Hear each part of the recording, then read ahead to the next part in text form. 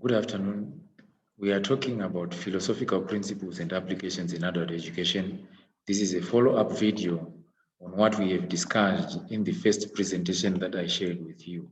Does philosophy belong to university students alone or only? Who should be studying philosophy? Who should be concerned about philosophy? In response to the statement that philosophy bakes no bread, somebody said, it is doubtful how much bread would be baked without reason, logic, taste, motive, and purpose. All these are philosophical principles. In whatever we do we reflect on the fundamental principles, assumptions, or beliefs in that field of whatever we are doing? In adult education, do we reflect on the fundamental principles or the theories that govern or that are behind the practice of adult education? Now let's look at the origins of the word philosophy so that we may have a clear understanding of what philosophy is. It is said it originates from in Greek etymology. By that, we are breaking down the word philosophy into two: philo meaning love and sophia meaning wisdom. Philosophy to mean the love for wisdom or friendship with wisdom. What is the purpose of philosophy in life? What is the purpose of philosophy in adult education? It's said philosophy encompasses a wide range of theories and not a single conceptual framework. This means philosophy is involved with a number of disciplines and not only adult education. Philosophy is found in law. You can find philosophy in anthropology, in sociology, and many other disciplines. It is the disciplined inquiry in the search for knowledge and truth, or in the pursuit of wisdom. A disciplined inquiry means things are not done haphazardly. Things are not done randomly. We follow specific patterns of behavior. We follow specific ways of achieving our goals. There is a pattern of how things should be done. Philosophy helps in the systematic examination of all the assumptions that underlie practice. Examination of all the assumptions. What are these assumptions? These are beliefs. These are belief systems. These are cultural practices. These are ideal truths. These are established statements, established truths, established ideas in a particular discipline.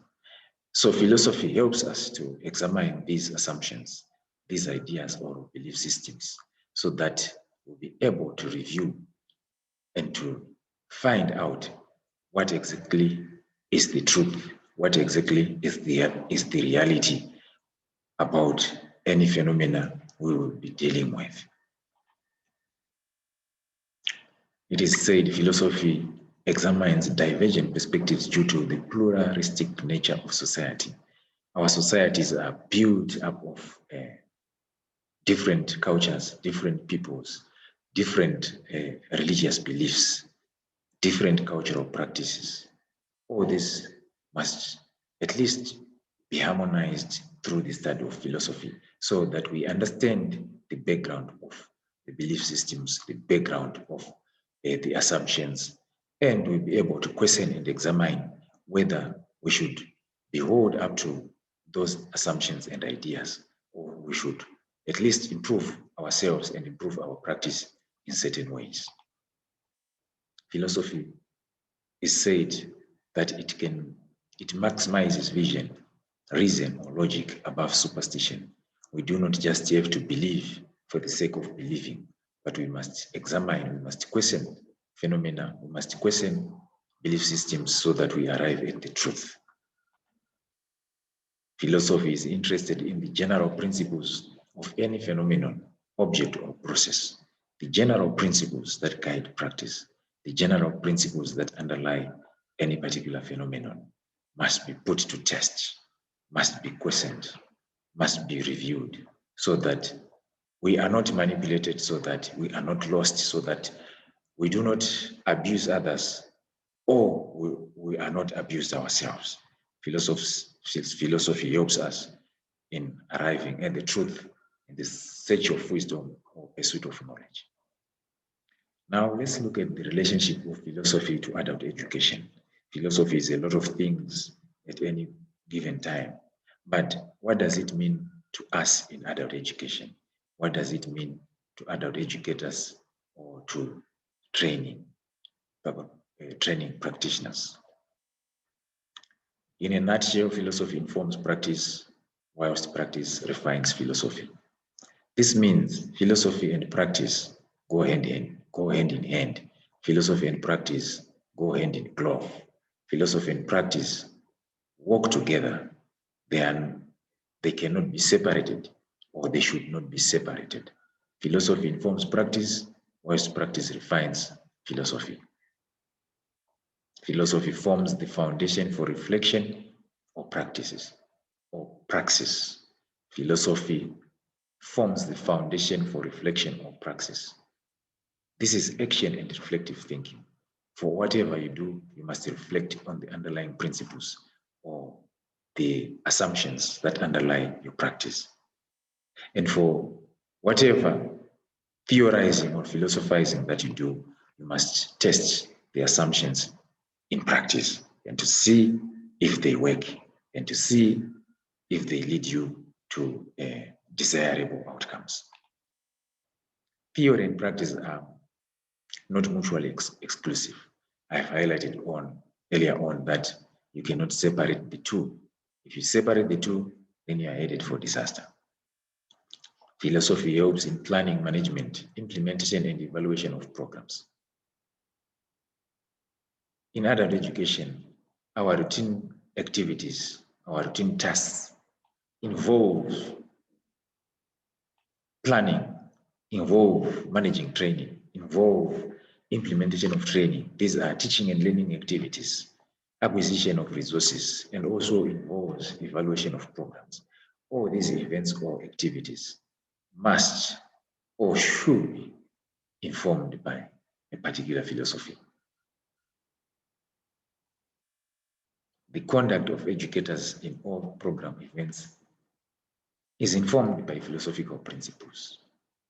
Yes, the conduct of educators or the conduct of learners themselves or participants must be governed by philosophical principles. Without that, then people might fall victim. We might all be vulnerable to a lot of abuses by educators or by those who impose themselves on others or by those in authority. But philosophical principles or theories govern the conduct of those in authority, of educators, of facilitators, as well as the conduct of learners. It also determines the nature of relationship between these two, the educators and the educatees. Philosophy of the programmer influences processes in a number of ways, right? By studying philosophy, the programmer or the adult educator develops his or her own philosophy. That particular philosophy or orientation towards a particular philosophy or such belief systems or ideas influences whatever the programmer or the adult educator will do, influences the conduct of the educator, and also influences the processes in the educational setting. Acquisition and use of resources as well as content selection are all influenced by philosophy.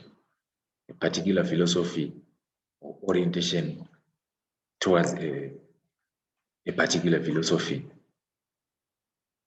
determines the types or the kind of resources to be used in educational activities. The source of knowledge in adult education is a philosophical concern. The source of objectives in adult education is a philosophical concern.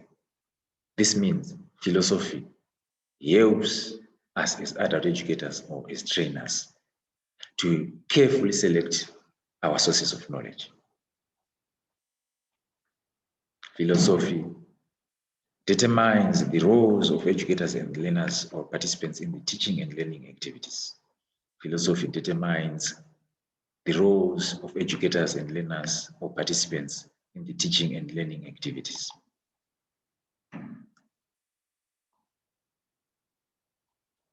Philosophy interrogates the means to ascertain the ends of education or training.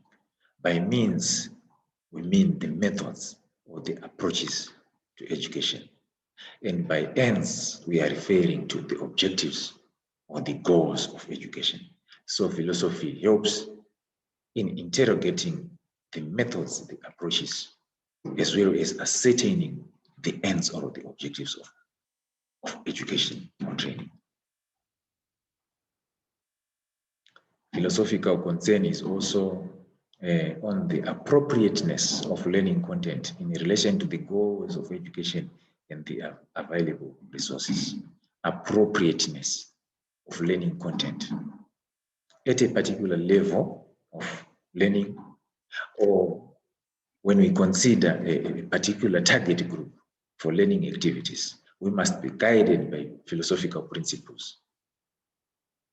We must be informed by a certain foundational ideas in the educational setting. Philosophy provides a guiding map concerning the methods of practice. This shows the harm of the education or the means thereof. Philosophy provides a guiding map concerning the methods of practice. This shows the harm of the education and the means thereof. This is emphasizing on the point of on the previous point about methods and approaches, as well about objectives or goals of education.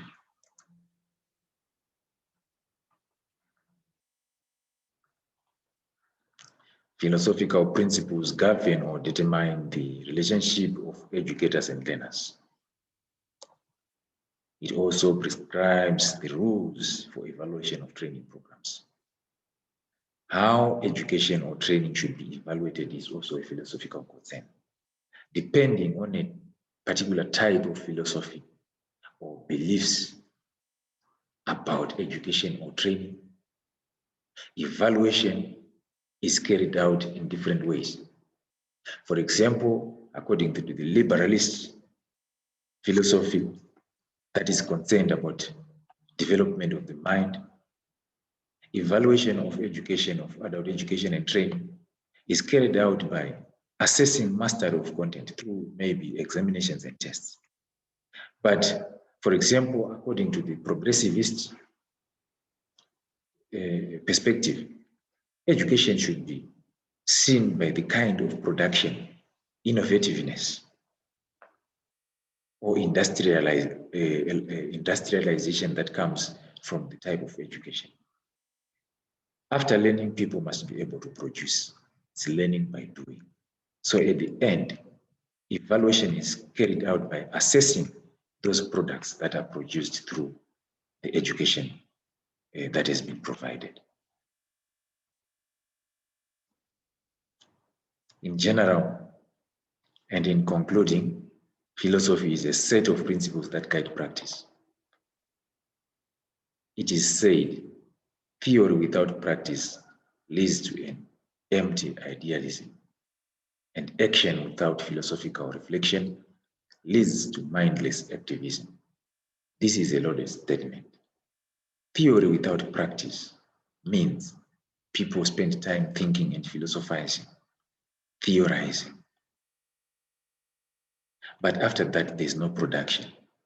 After that, the ideas are not put to test. So they say it leads to an empty idealism. And action without philosophical reflection leads to mindless activism. Doing things without a philosophical reflection, without reflecting on the fundamental ideas that support that practice, is considered mindless activism. This is the end of our presentation. I thank you. If you have any questions regarding this presentation, do not hesitate to ask CORE or ask in our group platform or directly to my WhatsApp inbox. We'll find ways to assist each other in answering those questions. Thank you so much.